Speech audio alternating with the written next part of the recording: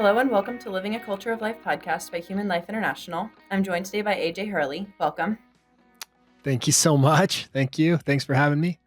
Oh, thanks for coming on the show. I'm really excited for today's conversation. We're going to be talking about the Justice of the Five story, which maybe we should just dive right into that story. I'm sure people have heard it. It was in the media a couple years ago, and I think talking about what happened and what the situation is now would be a good place to start.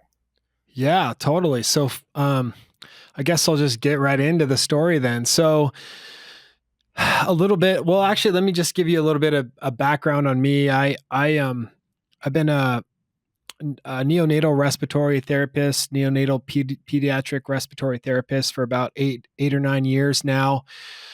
And I got into the pro-life movement just by really proxy. I was looking into a womb every day, and couldn't help but see the distinction and really the discrepancy between the value of these lives that we, by mere fiat, were deciding were valuable, and then the ones that were being dismembered or poisoned in the womb every day. And really the hypocrisy of that reality struck me, and every day became like a living, breathing rebuke to me. And so I started getting involved with the pro-life movement, and then just serendipitously got kind of connected with the right people. And so I started on my kind of pro-life journey as outside of Planned Parenthood, doing sidewalk counseling, and brought my wife there. We kind of got quote unquote radicalized as we're seeing women go in and just totally propagandized and come out super broken. And so God was doing a big work in me, and I really couldn't get enough of pro-life activism. So I became a volunteer director at an organization called Survivors, and then ended up being at Live Action for quite a while. And then now I'm with Seth Gruber at the White Rose Resistance. But my life changed about a little over 2 years ago when I was doing a rally, I guess, up and down the west and east coast of the United States, hitting all the fetal organ trafficking hubs. The organization Survivors is really involved with trying to end fetal organ trafficking that's being taxpayer funded throughout the entire federal government. And I mean, state and local governments are all kind of have a hand in this in one way or another. Anyway, so I, of all places, found myself outside of the Margaret Sanger, quote unquote, Planned Parenthood in New York. Is And that in the Bronx? what's that? Is that the one in the Bronx? Yeah, that was the famous one right off of Bleecker Street. Mhm. And the one that Black Lives Matter kind of ended up changing the name, because during that whole thing, she got outed as a racist, which is something that we've all known for a long time. But so I was outside of there, and it was kind of random. I took there was a medical waste driver that pulled up and was unloading all these boxes. And now, I had never really thought about it before, but I'm like, wow, those are the boxes of babies of the community. And so I took a picture of that, and it kind of went through the rounds on social media. And so when the same event happened a few days later, I got a call from a friend of mine saying, AJ, we just found a box. Can you and Lori come here? My wife's name is Lori. So we took a train to Washington, D.C., where Lauren Handy and Teresa Bukovac from Progressive Anti-Abortion Uprising group were outside sidewalk counseling, and another medical waste driver comes up. And for those who don't really know, they used to dispose of the unwanted children from these abortion clinics in trash cans, or they, flush them down toilets. Or, I mean, there's the history of the pro-life movement has been very replete with tons of activism from babies being found in clogged sewer pipes to babies being found in trash cans. Well, the abortion industry has gotten through a lot of regulation, has gotten more kind of sophisticated, quote unquote, and they have to pay medical waste facilities to come and dispose of these remains, and they're incinerated. We kind of come to learn. And so these trucks come and they pull up, I don't know, once a month, once every 3 months, Okay. and they unload the babies from the abortion clinic and they take them to go get incinerated. Well, on this particular occasion, they this medical waste driver pulled up and went inside, started unloading boxes of aborted babies onto his truck. And then Lauren and Teresa used that opportunity to appeal to his conscience and asked if they could give the babies a proper burial. Well, to their shock, said, I scanned the boxes in and I'm going to go look the other way.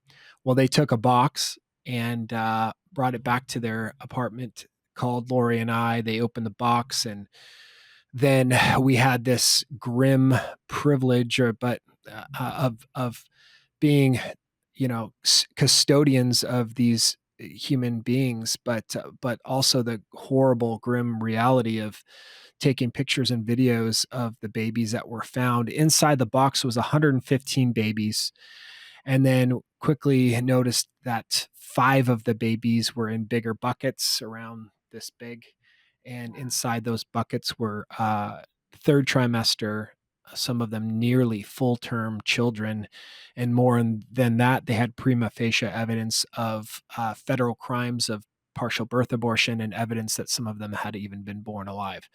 So we took photos and videos of those babies. We got a hold of lawyers and then turned those children into the DCPD, and it kind of sparked a national news story because it wasn't, it's been 10 to 20 years since anyone has really seen what's in those boxes. And it's kind of wild because this is 2 months before the Dobbs decision, and it's almost as if God pulled back the curtain behind the abortion clinic and let us see what late term abortion and what America has been supporting for the last 50 years. Wow. 110 babies we delivered to a Catholic priest and had him do a funeral mass, and which we attended, and a burial. And then 5 of them were turned into the DCPD, and it became a national news story. And the campaign justice for the babies have not gotten the type of justice that they deserved or an investigation. They quickly determined that they were not going to investigate, that they were not going to do an autopsy or a full investigation. And we've been trying to put pressure on them ever since. Even as we speak now, the babies are still on ice in a DC morgue as the medical investigator, the medical examiner, has not yet done. It's become a political matter now. Mhm. Yeah. Why are, I guess there was a movement at one point where they were going to destroy the babies, correct? Yeah, The babies, and then pro-lifers were able to stop that from happening. What happened with that? yeah. So we were able to amass enough of a congressional response, a congressional, um, Mhm. really just a momentum, enough congressional pressure. A lot of key people have stepped up.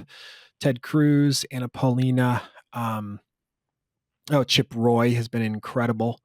And a lot of it's kind of restored some of my faith in the justice system, or at least in Congress a little bit. But it's pretty clear that Congress just is not interested in really getting justice, or at least finding an investigation. And a lot of that has to do with the fact that we have I'm assuming has to do with the fact that we have a Democrat in office, but I'm not 100% on that. We've been trying to get congressional support.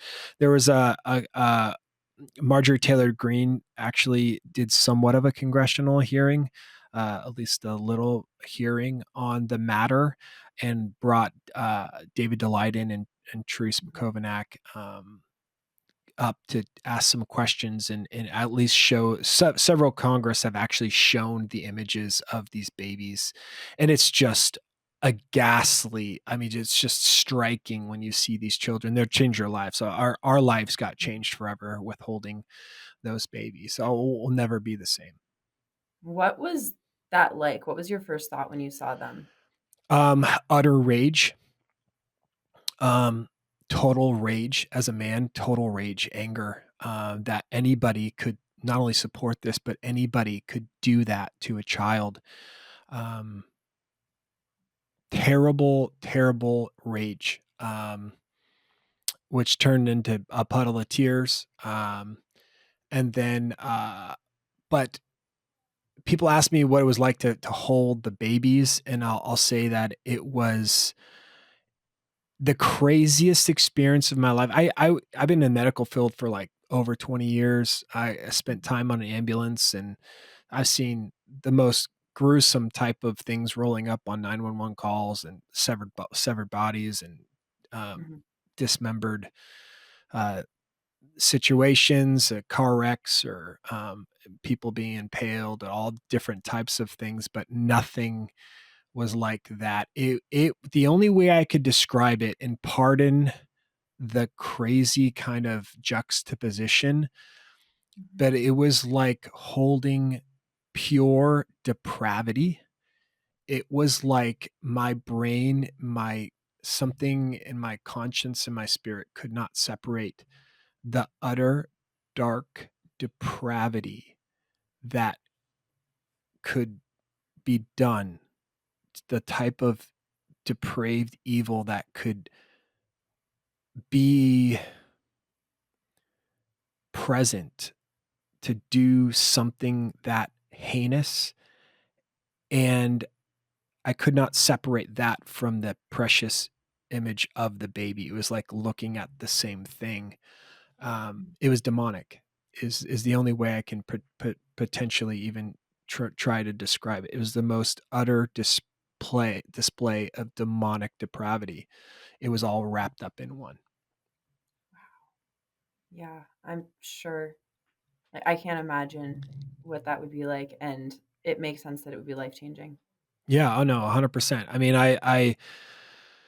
how, like I say, I mean, the only way to say it is I'll never be the same. It's changed my life completely. I have a one singular focus now in my life, is to try to bring justice to unborn children, and helping people see the grave, the utter tragedy that this is, but the urgency that we have to never let this issue die, to never let it become something that people just tolerate, or that we're okay with, or we act in any type of neutrality towards. There is no issue like it. There's this, no matter what's going on with the corruption that in our federal government, with the way that America is crumbling apart. At the end of every discussion, I'm like, okay, well, what's the worst can happen? Are we dying? Well, there's a whole class of human beings that are dying. Okay, you're going to prison. Okay, Trump is going to jail unjustly. You're going to jail unjustly. Okay, well, if you were actually being dismembered, if 3,000 children a day, or 3,000 human beings, 5-year olds, were actually being dismembered, you would see this as more important. But it is nothing other than the fact that we have been treating this with callous indifference as to why we don't see it the same. And that is the thing that all of us need to always keep in the forefront of our minds, is that if we were in that class of people, then we would be tireless. We would be tireless and irate, and we would stop at nothing to stop it. So that is what seeing those babies have done for me, and a number of other people. I mean, the amount of people that have not only changed their lives by seeing the images or the videos of us holding those babies, but the amount of the people that have actually even come to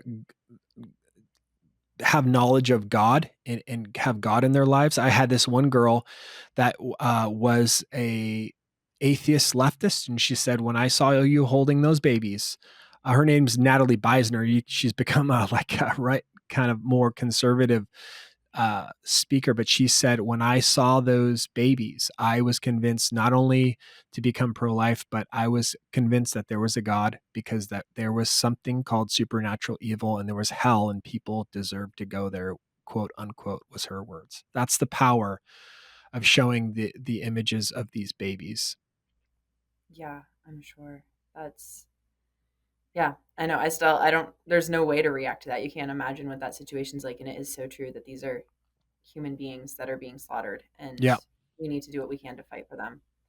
And absolutely. Yeah, and I mean, and it's hard because there's a lot of issues that are happening right now. There's a lot of, I mean, it's tough when even when you try to think through political strategies and all this stuff. It's just all of them seem to fall short when you've been kind of radicalized by such an evil.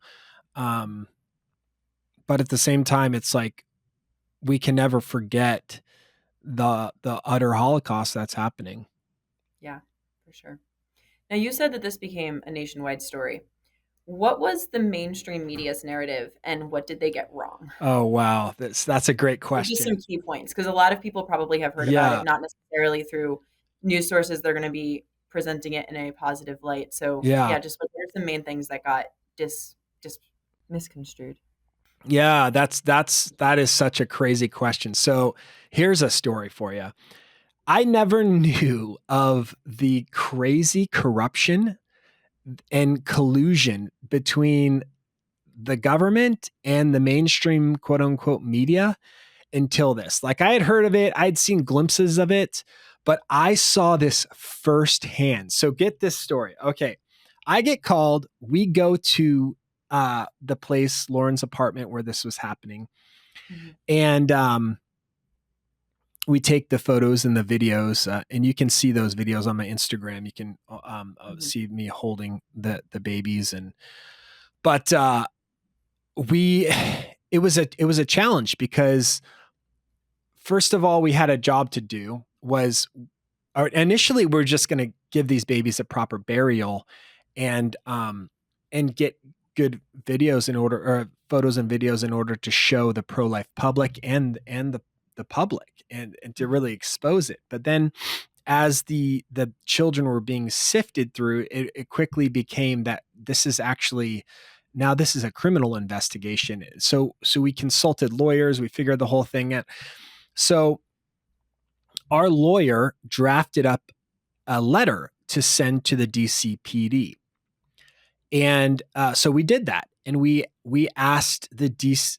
I didn't have a little part of this. I would have just transported the babies myself. It was a little bit of a faux pas that happened, and uh, one of the girls asked the the DCPD to come pick the children up. So we have a letter stating that we were turning that we were turning these babies over, mhm, and that we wanted an investigation. Well, what ended up happening was the second we made the call and sent the letter in, who shows up? Not the DCPD to pick up the babies, but the FBI shows up to pick up one of the girls, Lauren Handy, mhm, and brings with them a whole host of media, not running the story that Lauren and Teresa found these babies outside of an abortion clinic and were turning the children in to get an open investigation. They run a story that's saying the FBI came to pick her up because she was harboring fetuses in her apartment.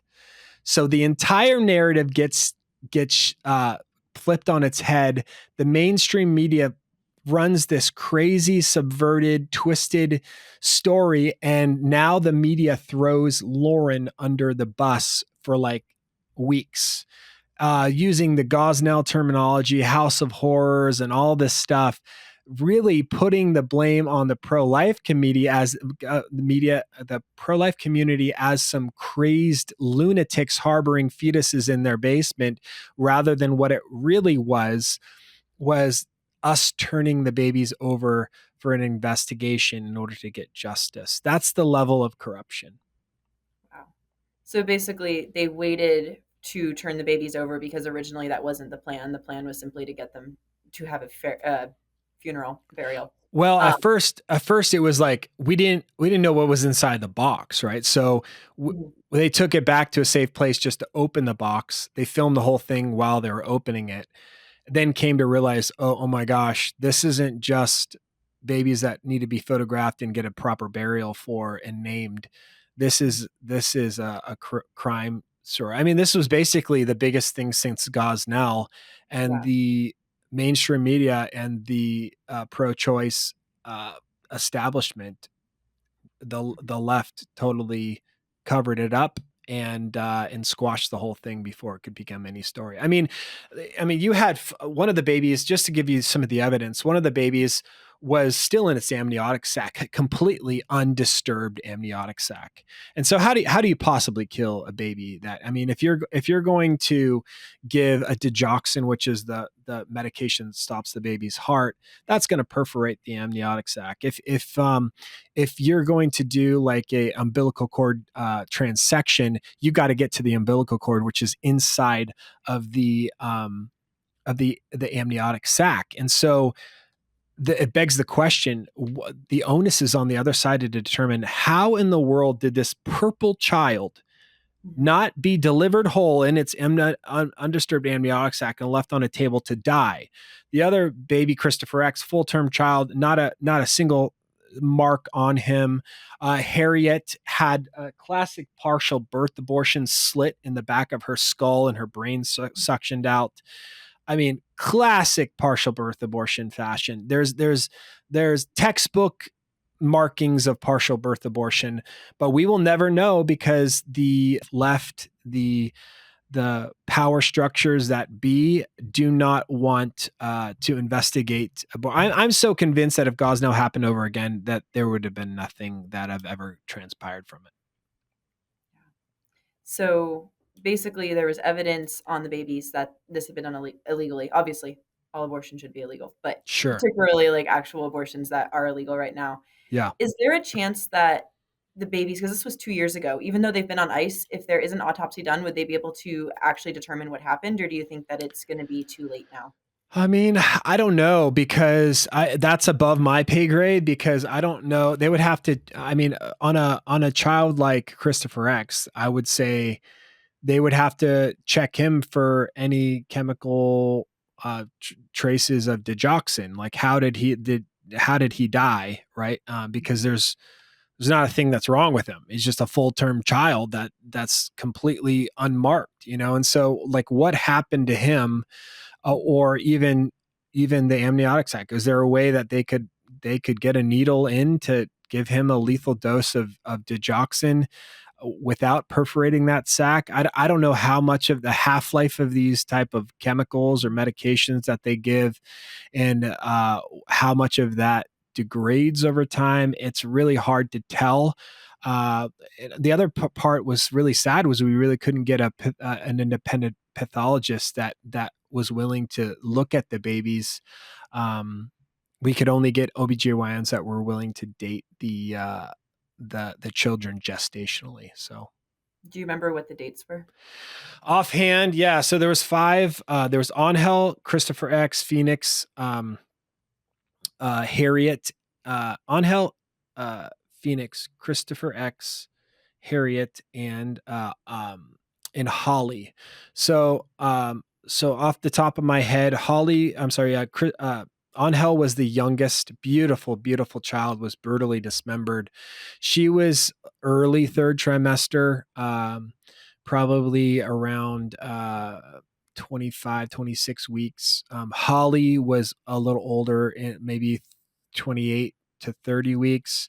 Um, Harriet around the same age, maybe a little younger, maybe around 28 to 30 weeks. Uh, Christopher X was the oldest child. He was, man, 34 to 36 weeks gestation. And then it was, oh, Phoenix was the one who was in the amniotic sac. That's a little harder because you couldn't get a good look at him, but I can't remember what the OBGYN said, but I want to say around 30 weeks gestation. Interesting.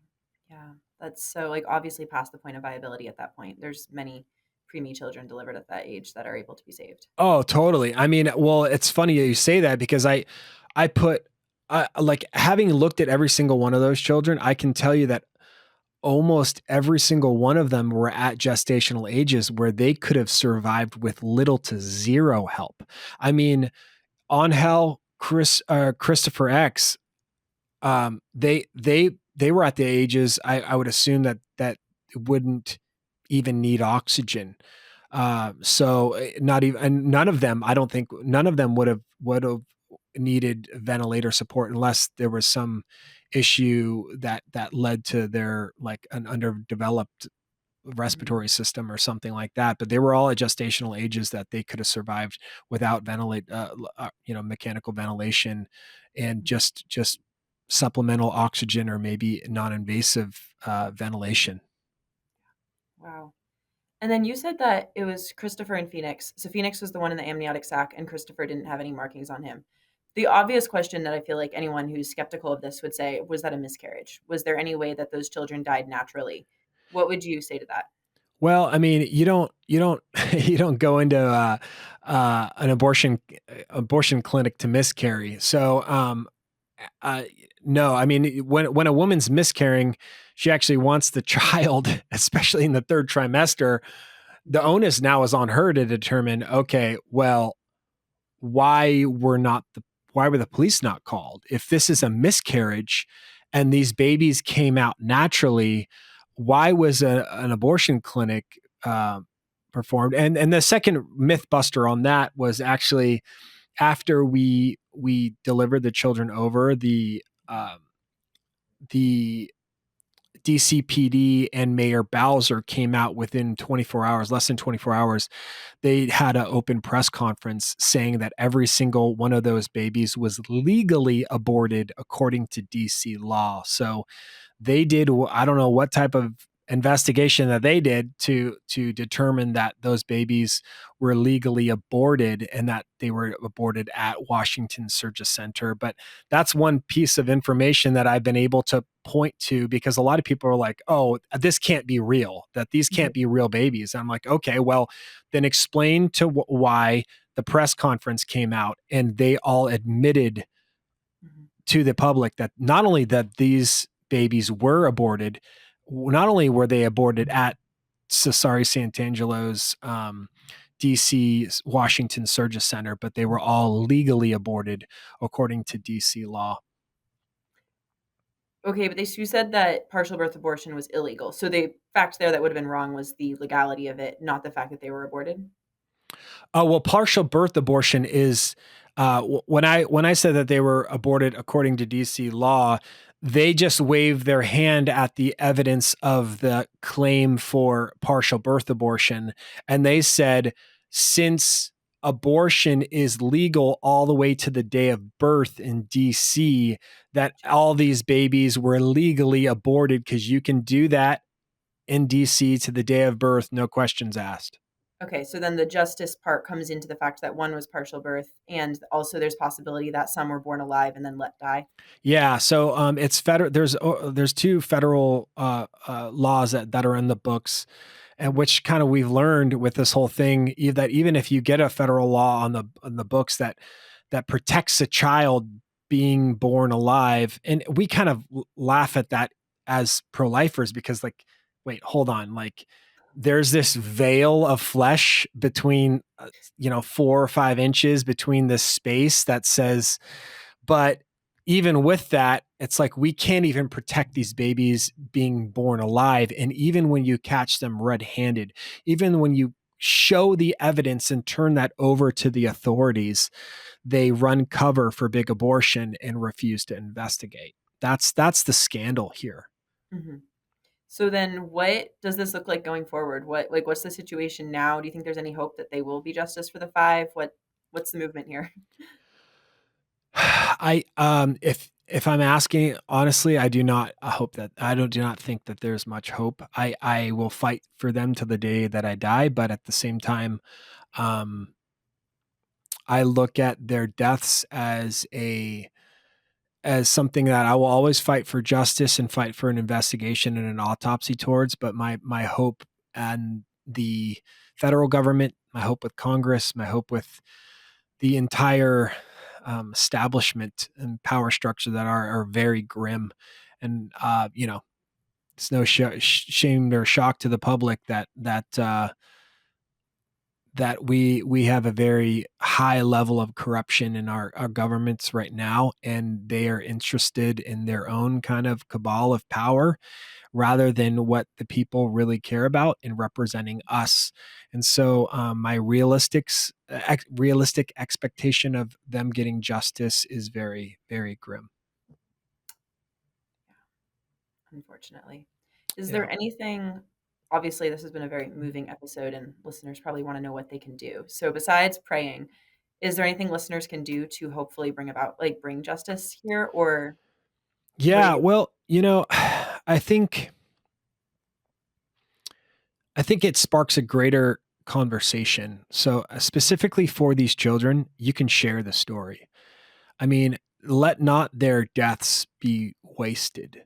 The amount of people that have become pro life, the amount of people that are not only pro life, but that are like just full blown, radicalized activists fighting for the humanity of children now in the unborn stage because of, or the preborn stage, because of just seeing these videos, seeing these images, like share them.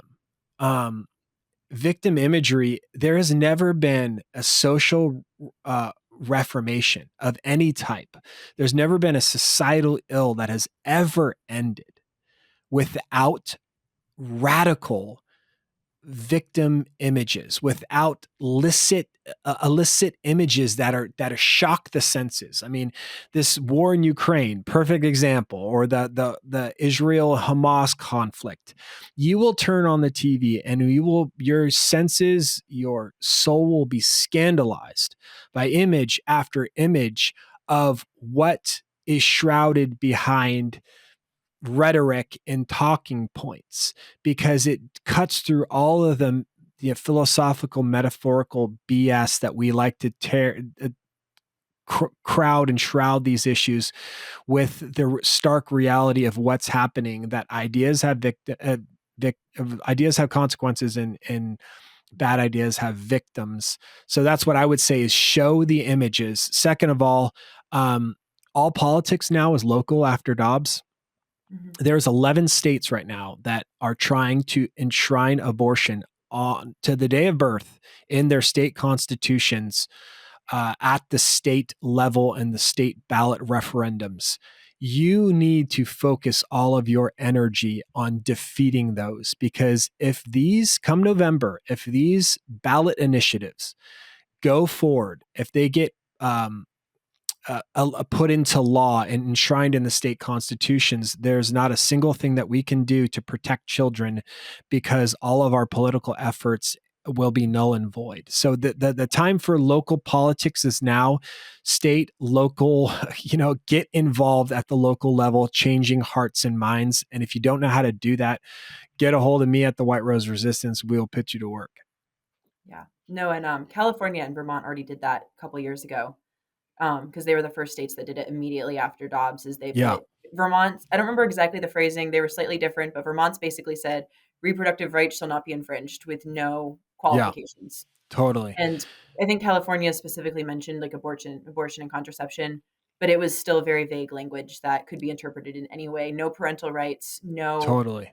nothing saying minor versus adult. Like it could be day of birth for any age with or without parents' knowledge. Yeah, and the other side is obviously that they make it broad enough to encompass everything, and the others, but nebulous enough to also be able to hide behind and say, oh, that's just a crazy right-wing talking point. But we know that they're doing that because DuPont Clinic just is trying to move. And actually we shut them down. I don't know if you heard that story, but survivors and a few other groups got together. DuPont, which is a late-term bougie abortion clinic, tried to get into Beverly Hills, and we were able to amass enough of a political force and a rallying kind of cultural force locally to stop them. They had over $1 million in renovations already completed and were about to move in, and the landlord actually canceled their lease because of the amount of pressure that survivors of the abortion Holocaust and White Rose Resistance, a lot of other groups were able to amass at the local level in Beverly Hills. And it just goes to show you that if we get involved, we can do this, and people power. We will never outspend them, but we have people power, and that's what we have on our side. Yeah, no, for sure. And we have truth on our side. And Amen. Exactly. Truth prevails. one more question that came up, because I was talking about this with some coworkers before we filmed the podcast, trying to figure out what they were interested in. And a big question that a lot of them had was, how common do you think things like a partial birth abortion or letting children be born alive and then die, how common do you think this was? Was this a once, like this just happened to get exposed and that's just happened to be what was in that one random box? Or do you think Yeah, it's very common? way more common than than we think. First of all, we think there's about a little over 10,000 late-term abortions that are happening. I think it's way higher than that. There are no federal mandated reporting laws that mandate people to report abortions. And then second of all, I mean, out of all of the boxes across the nation, the most random, we find one box. We obtain one box. Mhm. One box is opened. Out of all of the thousands of boxes that are incinerated every single day, and there happens to be 5 children, at least 3 that have overwhelming prima facie evidence of partial birth abortion, the abortion industry needs to be criminalized, but even without that, it is the most underregulated industry, medical quote unquote industry that have ever existed. And so we will never know, but I know it's a lot higher than we actually think. Yeah. And like you said, the whole industry should be obviously shut down. But just the Yeah, fact that these laws do exist to save children from being stuck in these situations and they're still not being enforced is a problem. exactly. So, Totally. yeah. Anyway, well, thank you so much for coming on the show today to talk about this. It's definitely a moving story. I remember Yeah. hearing a little bit about it when it first broke a couple years ago, but I was not hosting the podcast at that point, so I wasn't Oh, allowed to guest on okay. the show about it. Yeah. But yeah, I'm really glad to have you on today and to talk Well, about this. thanks for having me. And yeah, I think if any of the listeners want to kind of hear more about it, you can go to my Instagram, Mhm. I'll AJ link it in the Hurley description. on Instagram. Yeah. Or I'm on Facebook. Just got on X. So, yeah. And I think you need to see the images, but then also please share them because they change hearts and minds. Well, thank you so much for coming on today. This has Yeah. been Anytime, a Colleen. Thank hard you. but moving podcast episode. So, Amen. and to all of our listeners, please like and subscribe, turn on the notifications, drop us a comment and let us know what you think, and keep on living the culture of life. God bless.